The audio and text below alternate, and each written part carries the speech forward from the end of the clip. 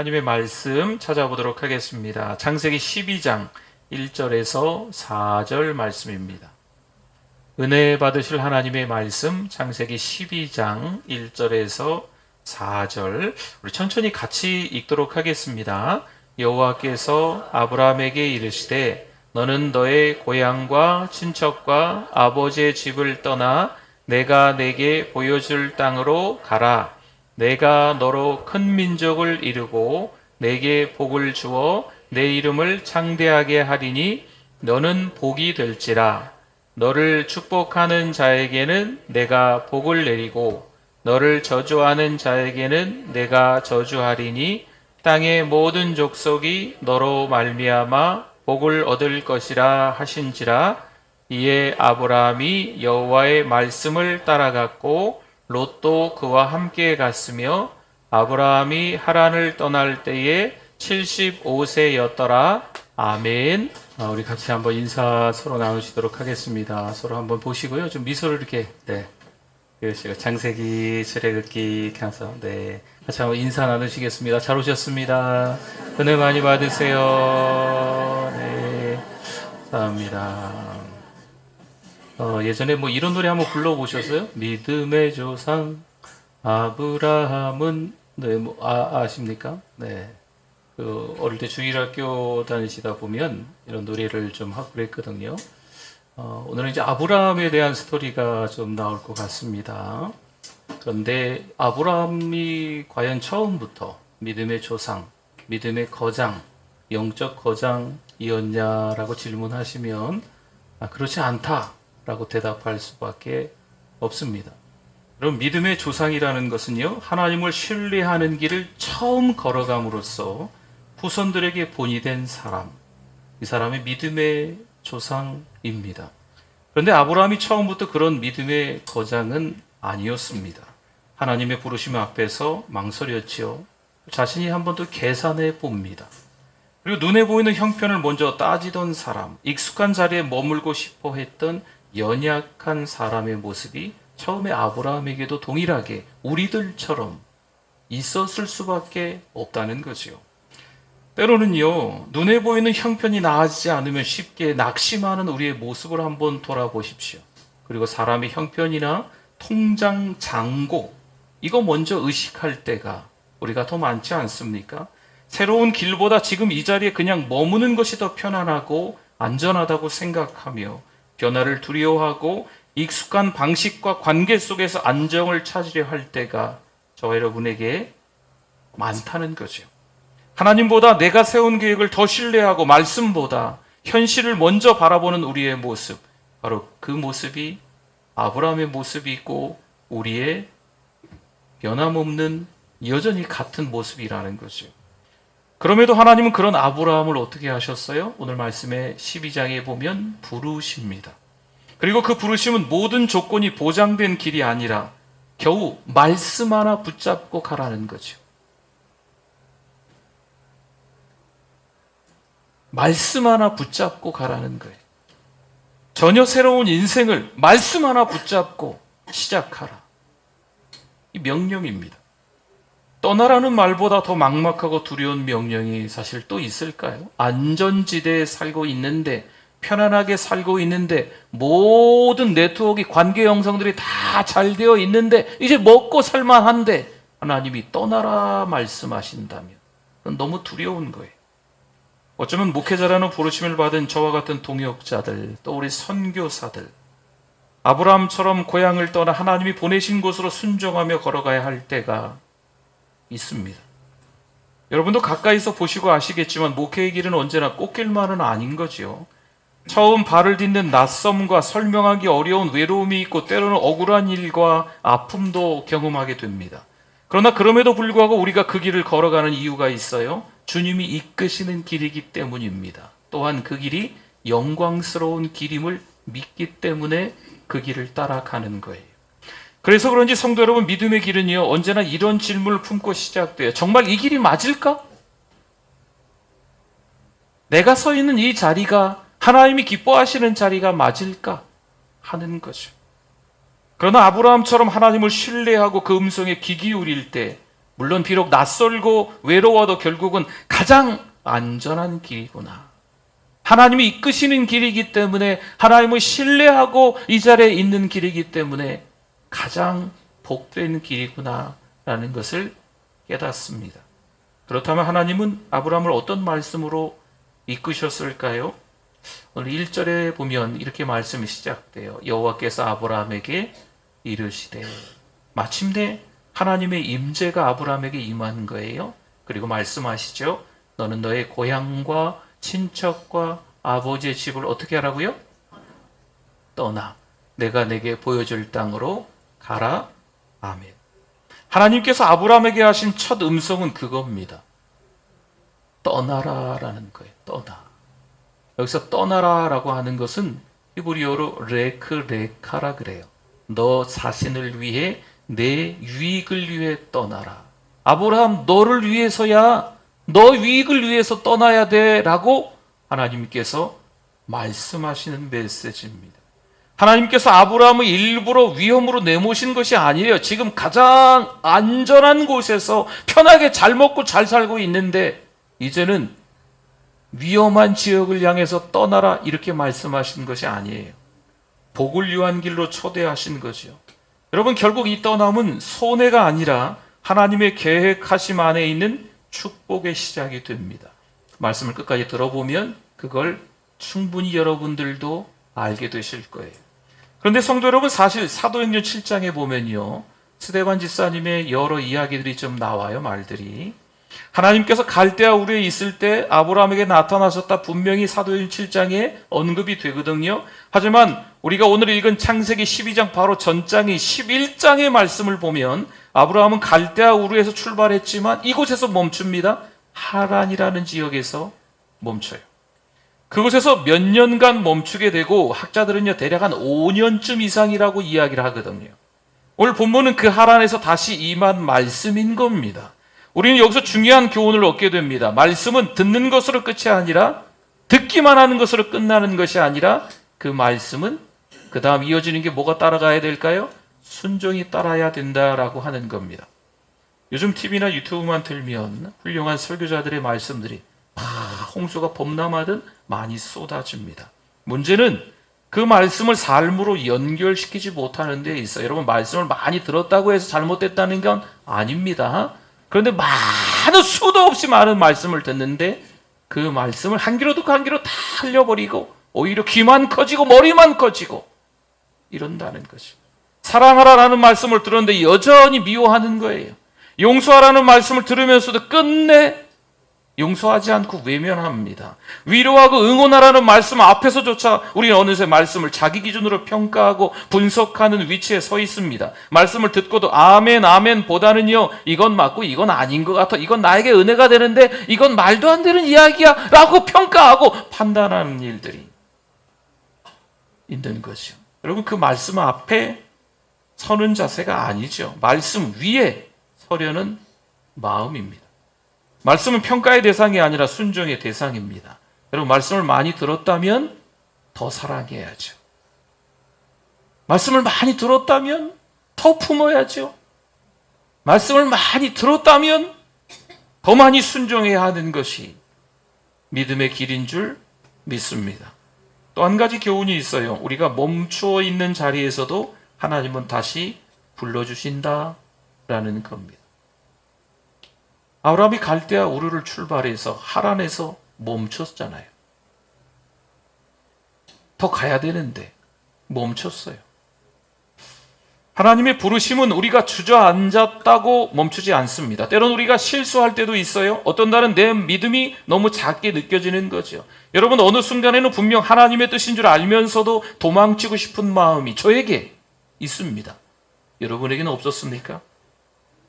우리는 연약해서 자책할 때도 있고요. 기도도 나오지 않을 만큼 낙심하거나 깊은 우울감에 잠길 때도 있습니다. 분명 내가 신앙으로 살았는데 왜 이처럼 끔찍한 일을 내가 겪어야 되는가? 왜 나에게 도대체 이해되지 않는 이 어려운 일이, 질병이 찾아왔을까?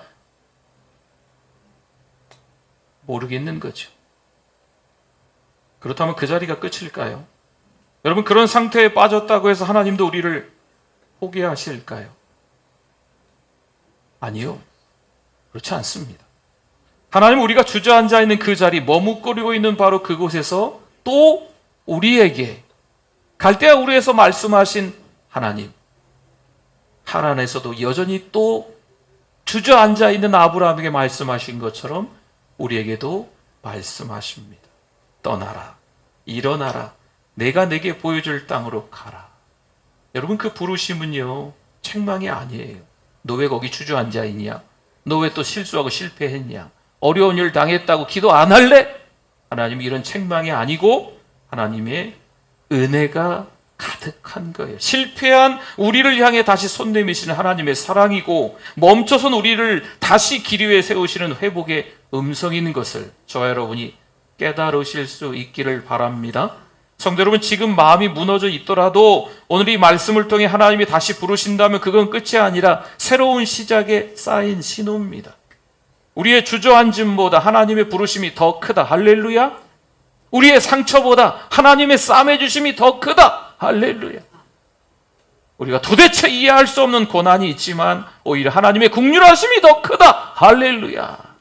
분명 하나님은 그런 하나님이십니다. 믿으시길 바랍니다. 아브라함은 갈대아우로, 오늘날로 치면 이라크 남부 지역의 고대 도시에서 살고 있었습니다. 지도를 하나 보여드리고 있습니다. 앞에 화면을 한번 보시면 갈대아 우르를 한번 찾아보세요. 빨간색으로 좀 적어놨는데 찾으셨습니까? 네, 갈대아 우르. 여기가 이제 이라크 땅이에요. 그 밑에 쪽이 이제 이란 땅이죠. 위로 쭉 빨간 선 따라 올라가면 하란이라고 적혀 있어요. 찾으셨어요? 갈대아 우르에서 하나님이 부르셨는데 이 하란까지 아버지 테라하고 함께 가서 거기서 멈춥니다. 대략 학자들은 5년 이상이지 않겠나 싶은데 그 하란 위쪽이 다 이제 트리키의 땅이에요. 터키 땅. 그리고 그 길 따라서 이제 나중에 쭉 내려오지요. 그러면 시리아를 거쳐서, 요즘으로 하면 시리아를 거쳐 이스라엘에 도착하는 그 아브라함이 이스라엘로 오는 여정입니다. 여러분, 이 갈대아 우르는요, 그 위에 보면 검은색으로 수메르라고 적혀 있잖아요. 수메르 문명의 중심지예요. 여러분, 그 문명은요, 풍요롭고 문화적 자원이 넘쳤던 자리라는 겁니다. 그러나 동시에 수많은 우상 숭배가 가득한 영적 어둠의 땅이기도 했습니다. 저는 이란 선교사님과 이런저런 이야기를 요즘도 듣습니다. 우리가 이란 선교사님을 협력하고 있잖아요. 지금 그 지역이 전쟁과 갈등이 있어요. 정치적으로 불안합니다. 늘 시끄럽고 혼란스러운 곳이기도 합니다. 최근에는 가뭄과 물 부족으로 농업이 무너지고 모래 폭풍과 환경 문제로 주민들의 삶이 더욱 불안해지고 있는 현실입니다. 예나 지금이나 사람들의 눈에는 풍요롭고 안전해 보이는 땅 맞습니다. 하지만 실상은 언제 흔들릴지 모르는 불안정한 자리라는 것입니다. 성도 여러분, 우리가 살아가는 세상도 어찌 보면 마찬가지입니다.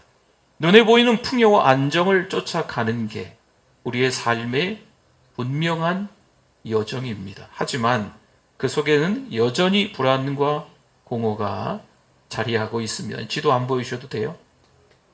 하나님 없는 삶은 아무리 번영해 보여도 결국 영적으로 어두울 뿐입니다.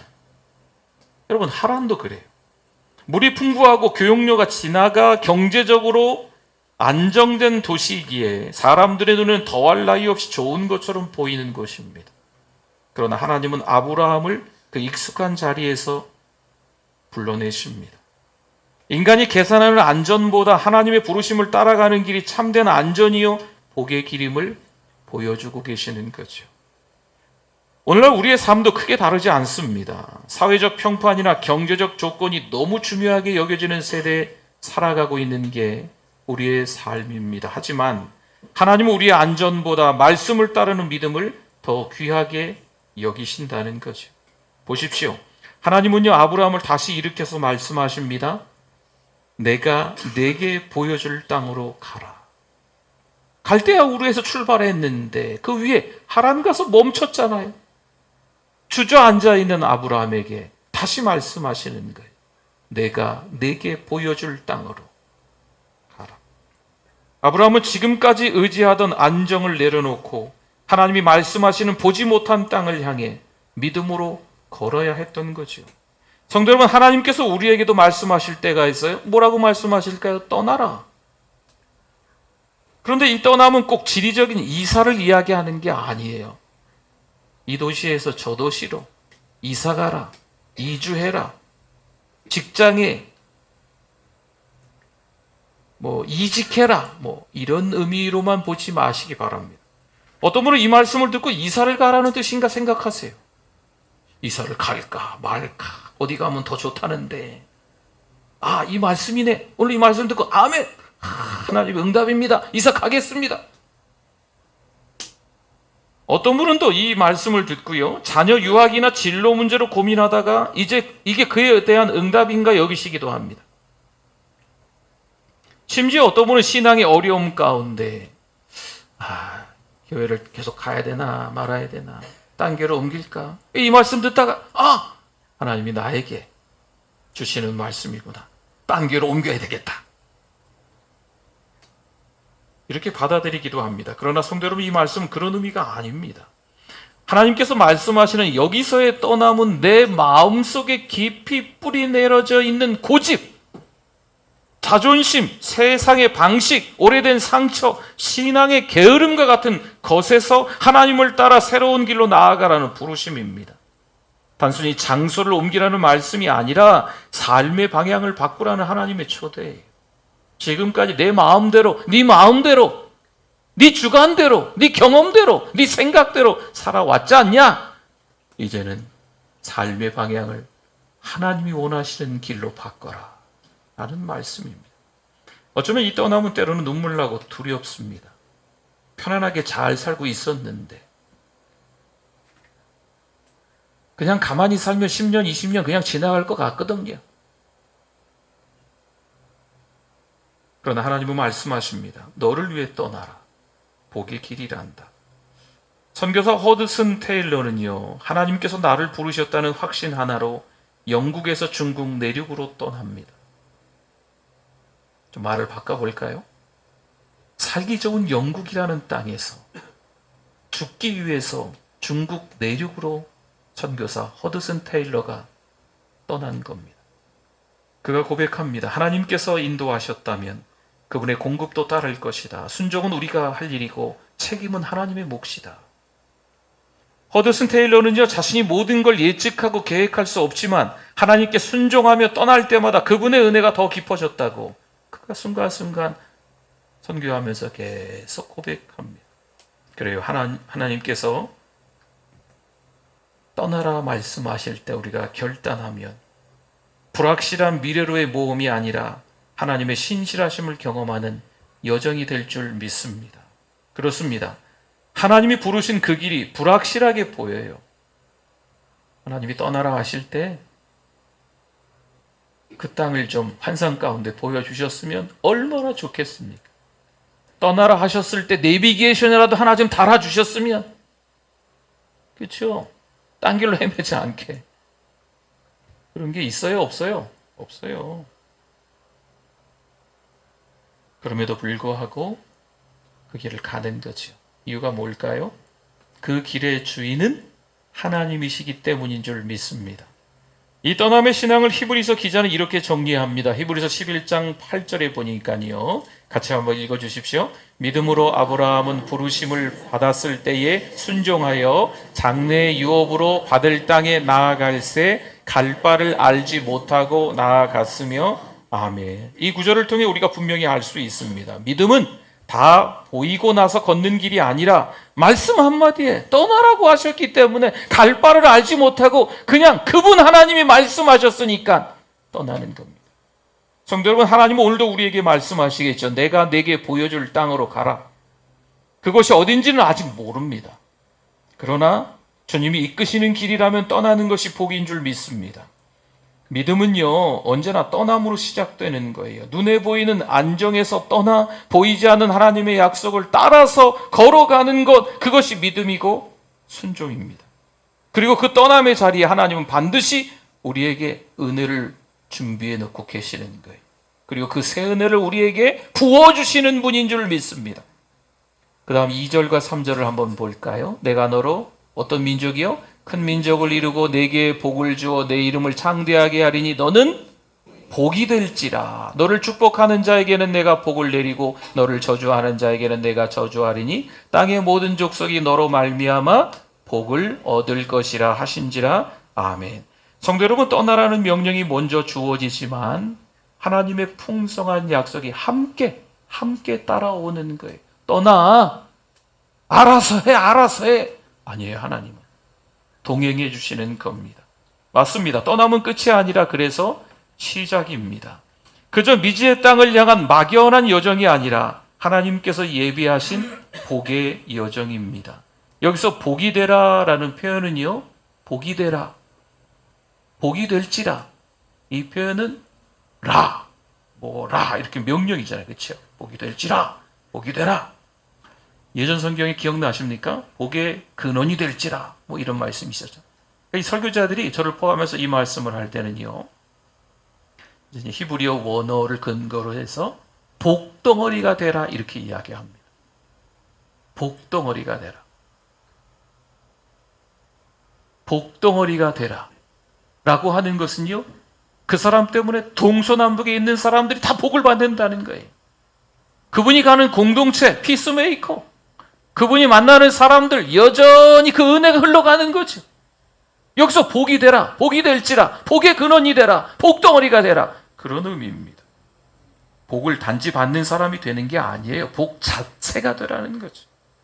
하나님은 아브라함에게 내가 너를 복 주고 끝내겠다, 너만 복 많이 받아라, 너만 잘 먹고 잘 살아라, 네 자식만 잘 되라, 네가 섬기는 교회만 잘 되라 라고 하시는 말씀이 아닙니다. 오히려 그를 통해 다른 사람도 복을 받겠다, 세상의 통로가 되게 하겠다라는 말씀입니다. 이 말씀은 단순히 개인에게 주시는 축복의 약속이 아니라는 거지요. 하나님 나라를 위한 선교적 약속입니다. 우리 모두가 함께 감당해야 할 공동체적 부르심이라는 거예요. 믿음의 사람은요, 복을 받아 자기만을 위해 쌓아두는 사람이 아니라 그 복을 흘려보내는 통로가 되어야 하는 사람임을 말하는 겁니다. 하나님께 주신 복을 나만의 행복만을 위해 붙잡아두면 아시죠? 그 복은 결코 흘러가지 못해요. 멈춰요. 그러나 누군가에게 사랑으로 흘려보낼 때 오히려 그 복은 더 풍성해지고 더 넓게 퍼져가는 줄 믿습니다. 성도 여러분, 아브라함에게 주어진 복의 약속은요, 세상 모든 족속을 향한 하나님의 계획입니다. 그리고 이 약속은 오늘날 예수 그리스도 안에서 우리에게도 이어지는 거예요. 사도 바울은 갈라디아서 3장 14절에 그래서 이렇게 말씀을 해요. 한 번 더 같이 읽어주십시오. 이는 그리스도 예수 안에서 아브라함의 복이 이방인에게 미치게 하고 또 우리로 하여금 믿음으로 말미암아 성령의 약속을 받게 하려 함이라. 아멘. 그렇습니다. 이제 우리는 예수 그리스도 안에서 아브라함의 복을 유업으로 받은 사람인 줄 믿습니다. 복이 될지라, 복덩어리가 되라, 아브라함에게 하신 말씀으로 인해서 우리도 그 유업을 받은 사람인 거죠. 동시에 세상을 향해 복을 흘려보내는 축복의 전달자가 우리가 된 겁니다. 성도 여러분, 하나님은 오늘 우리에게도 동일하게 말씀하십니다. 뭐라고요? 너는 복이 될지라, 복덩어리가 되라 말씀하시는 거예요. 때로는 직장, 때로는 가정, 때로는 교회 안에서 복의 통로가 되라. 하나님 주신 그 은혜의 통로, 받은 은혜, 받은 복이 있으니까 그것을 계속 흘려보내라 라는 말씀인 줄 믿습니다. 때로는 나 하나 살아가기도 버겁죠. 무슨 복의 통로냐고 주저앉고 싶은 순간도 있을 겁니다. 하지만 기억하십시오. 복은 우리가 만들어내는 것이 아니에요. 누가 부어주시는 걸까요? 하나님이 우리에게 부어주시는 거예요. 내가 복받을 만하니까 하나님 부어주시는 것이라고 착각하시면 안 돼요. 하나님께서는 우리 자녀들에게 그냥 부어주시는 거예요. 그 복은 멈추는 것이 아니라 흘러가는 순간 더 풍성해지는 줄 믿습니다. 하나님은 아브라함에게 복을 주셨을 뿐 아니라 복이 되라 하시죠. 오늘 그 부르심이 우리에게도 있습니다. 여러분, 우리의 입술의 말이 복이 되게끔 흘려보내시기를 바랍니다. 요 입에서 은혜로운 말이 나가야 돼요. 좋은 말이, 축복의 말이, 격려의 말이 나가야 됩니다. 또한 우리의 눈빛도 마찬가지예요. 여러분 대화하다가 눈빛을 한번 보십시오. 얼마나 지루해 하는지 아시죠? 네. 어떤 경우에는요, 뭔가 이렇게 참고 있는 듯한 눈빛도 있어요. 막 뛰쳐나가려고 그러는데 지금 네, 참고 있는 그런 분들도 있을 수 있거든. 눈빛만 보면 대략 알잖아요. 그래서 이 눈빛이 사랑의 눈빛이 돼야 돼. 그런 이야기 요즘 하던데요. 뭐 뿔이 뚝뚝 떨어진다고 눈에서. 네.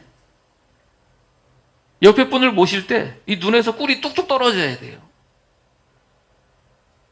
아멘. 또 우리의 손길이 누군가에게 따뜻한 위로와 희망이 되실 수 있기를 소망합니다.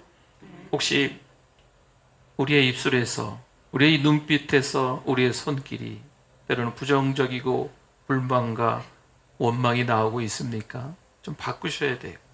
하나님의 부르심은요, 단순히 복을 받는 자리에서 멈추지 않습니다. 복이 되라, 그것이 하나님 백성의 정체성입니다. 복덩어리가 우리의 정체라고 하는 거예요. 4절 한번 이어서 볼까요? 4절 이렇게 시작합니다. 노란 부분만 볼게요. 이에 아브라함이 여호와의 말씀을 따라갔고, 아멘. 성도 여러분, 여기서 우리는 아브라함이 이해했기 때문에 간 것이 아니라 말씀을 들었기 때문에 갔구나 라는 것을 알 수 있습니다. 다른 내용 없잖아요. 말씀을 따라간 아브라함입니다. 이해는 우리의 계산이고요, 말씀에 따른 순종은 믿음입니다. 우리가 함께 기억할 수 있는 또 하나의 말씀은 시편 119편 105절 말씀인데요, 같이 한번 읽어보겠습니다. 주의 말씀은 내 발의 등이요 내 길의 빛이니이다. 아멘. 이 말씀은 우리에게 중요한 진리를 알려주는 말씀이에요. 여러분, 운전하다가 밤에 라이트를 켭니다. 멀리 상향등, 헤드라이트 켜지 않습니까? 그렇죠? 하나님의 말씀은 멀리까지 비추는 헤드라이트, 상향등이 아니에요. 이거 오해하시면 안 돼요. 하나님의 말씀은 오늘 119편 읽어보니까 등불이라고 하고 있어요. 등불은요, 겨우 고기만 비추는 거예요. 고기만.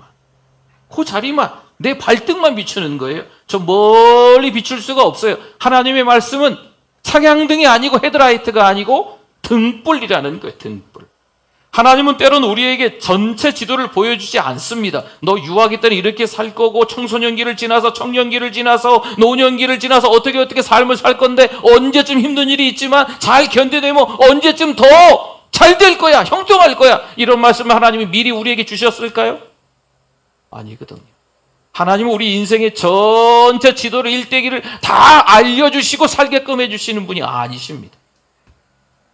한 걸음만 비추어 주시며 믿음으로 걷기를 원하시는 겁니다. 사실 아브라함은 그 땅이 어떤 것인지 몰라요. 맞습니다. 어디로 가는지보다 더 중요한 건 그 길을 누가 이끄시느냐, 이게 더 중요한 거예요. 그에게는 지도가 없지만 그를 이끄시는 하나님이 함께 하시기에 그 한 걸음이 믿음으로 가는 걸음이었다는 거죠. 그렇습니다. 믿음은 길을 다 알기 때문에 걷는 것이 아니라 그 길을 걸어가게끔 하시는, 이끄시는 분을 신뢰하기 때문에, 하나님이시기 때문에 가는 거예요. 우리가 걸어가는 길이 때로는 모호하고 방향이 불확실할 때가 있어요. 맞나? 아닌가? 이쪽인가? 저쪽인가? 멈출까? 갈까? 이럴 때가 분명히 있습니다. 그러나 하나님의 말씀이 나를 비추고 있다면 그 길은 안전한 길입니다. 성도 여러분, 아브라함의 발걸음은요, 대단한 확신에서 시작되는 것이 아니에요. 맞아. 확실해. 하나님이 보여주셨으니까 확실해. 여러분, 신앙으로 살아가는 우리들에게 그런 확신이 없을 때가 좀처럼 많이 있어요. 갈등하는 거죠. 우왕좌왕하는 거예요. 고민하는 거예요. 때로는 밤을 새서 고민할 때가 있습니다. 그저 하나님이 말씀하셨기 때문에 걸어갔던 아브라함을 기억하실 수 있기를 바랍니다. 말씀 한마디에 반응하는 그 걸음, 여러분, 그것이 믿음이에요. 이 하나님의 말씀에 나와 있으니까, 하나님의 말씀으로 내가 은혜 받았으니까 그냥 하는 거예요. 그냥 아브라함처럼 우리도 말씀 앞에 반응하실 수 있기를 소망합니다. 물론 아직도 두렵고 확실하진 않지만 하나님의 말씀이 있기 때문에, 하나님이 나를 이끄시기 때문에 제가 한 걸음 한 걸음 걸어가겠습니다. 이 고백이 있는 자리에 하나님은 새길을 내시고 은혜를 더하실 줄 믿습니다. 사랑하는 성도 여러분, 아브라함의 이야기는요, 결국 한 걸음으로 시작된 믿음의 여정입니다. 딱 한 걸음 말이죠. 모든 것을 다 알 수 없지만 하나님이 말씀하셨기에 그 길을 나서는 거예요. 그 한 걸음이 결국 하나님의 나라와 역사의 시작이 된 것입니다. 오늘 우리의 삶에도 하나님은 여전히 말씀하십니다. 떠나라, 복이 되라, 말씀을 따라 살아라. 이 음성은 누구에게나 동일하지만 사실 적용은 각자 다를 수 있습니다. 어떤 분에게는 오늘의 이 말씀이 자존심을 내려놓고 용서하는 걸음일 수 있습니다. 어떤 분에게는 익숙한 게으름을 떠나 다시 말씀 앞에 서는 걸음이 될 수도 있어요. 어떤 분에게는 교만과 불신을 내려놓고 눈물로 순종하는 걸음이 될 수도 있습니다. 중요한 것은요, 하나님의 말씀이 들렸을 때 반응하느냐입니다. TV 켜놓고 하루 종일 말씀을 보시죠. 유튜브를 통해서 일주일 내내 하나님의 말씀, 좋은 말씀을 찾아 들으십니까? 많은 말씀을 듣는 게 중요한 게 아니에요. 그 말씀에 반응하느냐, 그 말씀을 삶 속에서 순종하면서 지켜내면서 살아가느냐, 그게 중요한 겁니다. 여러분, 우리는요, 너무 정신없이 이 땅을 살아가면서 완벽한 삶이 아닙니다. 하나님에 멈춰설 때가 있어요. 주저앉았어요. 수년 동안 여기가 좋다, 그렇게 살아갈 수도 있어요. 하나님이 말씀하시지만 흔들릴 때가 있습니다. 그러나 하나님은 여전히 우리를 향해 말씀하십니다. 내가 내게 보여줄 땅으로 가라. 우리가 실망하고 실패하고 낙심하고 낭망하고 도저히 헤어나올 수 없는 기가 막힌 웅덩이와 수렁에 빠져있는 그때에 하나님은 여전히 말씀하시는 거예요. 우리의 손을 잡아서 그 구덩이에서 끌어올려 주시는 분인 줄 믿습니다. 예수님의 성육신 인카네이션 십자가를 지었다는 건요, 그 구덩이에 예수님이 일부러 빠지시는 거예요. 그리고 우리부터 그 구덩이에서 밀어 올려 주시는 거죠. 사람이 되셔서 우리 죄 때문에 사망 권세를 당하시는 거죠. 우리를 먼저 끌어올려 주시는 거예요. 사랑하는 성도 여러분, 말씀은 우리의 인생 전체를 밝히지 않습니다. 말씀은요, 점치는 데 쓰시면 안 돼요. 오늘 하나님의 말씀, 나에게 어떤 말씀이 있을까? 짠! 아, 오늘은 이런 일이 있구나. 하나님의 말씀을 짠! 아, 이렇게 살아야 되겠구나. 하나님의 말씀은 점치는 데 사용하는 게 아닙니다. 하나님의 말씀을 통해서 우리의 인생 전체를 보이지는 않을 수 있어요. 하지만 여러분 잘 기억하셔야 돼요. 오늘 하루를 비추기에 충분한 등불이 되는 말씀인 거예요. 그 말씀 한 구절 딱 붙잡고 오늘 하루를 살아가면 됩니다. 주님이 이끄시는 길이라면 떠나는 것이 복이겠죠. 주님이 말씀하시는 길이라면 걷는 것이, 한 걸음을 내딛는 것이 믿음일 것입니다. 그 길을 향해 용기 있게 발걸음을 떼는 복된 성도들이 다 되실 수 있기를 소망합니다. 아멘. 오늘 말씀 생각하면서 주여 한번 부르시고 기도합니다. 주여, 하나님 아버지, 연약한, 나약한, 부족한 우리의 인생들 우왕좌왕하며 정신없이 세상 속에서 그 유혹의 소리에 귀 쫑긋하며 살아갈 수밖에 없는, 세상과 포타여 살아갈 수밖에 없는 연약한 우리들입니다. 용서하여 주시옵소서. 그러나 우리를 포기하지 않으시고 우리에게 찾아와 주시고 하나님이 말씀하여 주시며 깨닫게 하심에 감사합니다. 등불이 되셔서 우리의 인생 한 걸음 한 걸음 하나님이 기뻐하시는 걸음으로 살아갈 수 있게 하여 주시옵소서. 하나님 아버지, 은혜를 감사합니다. 오늘도 하나님의 은혜로, 그 하나님의 사랑으로 예배자 되게 해주심을 감사합니다. 오늘도 하나님의 말씀을 들었습니다. 이 말씀 부여잡고 한 주를 살아가게 하여 주시옵소서. 하나님께서 흐뭇해하시는, 하나님께서 기뻐하시는 인생을 살아가는 우리들 되게 하여 주시옵소서. 주저앉았던 분들 다시 일어나게 하여 주시옵소서. 실패했던 분들 다시 일어나게 하여 주시옵소서. 하나님을 원망했던 분들 하나님의 뜻을 알게 하여 주시옵소서. 다시 힘낼 수 있도록 은혜 주실 줄 믿습니다. 예수님의 이름으로 기도드립니다. 아멘.